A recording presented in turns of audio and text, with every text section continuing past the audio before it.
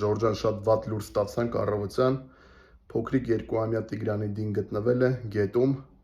ցավոք սրտի սպասում ենք լավ նորությունների, բայց շատ ափսոս,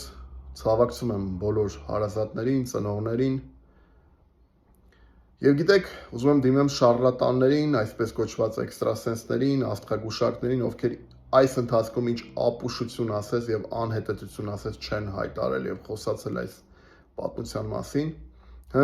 անուն էիք հանում, հա, մարդկանց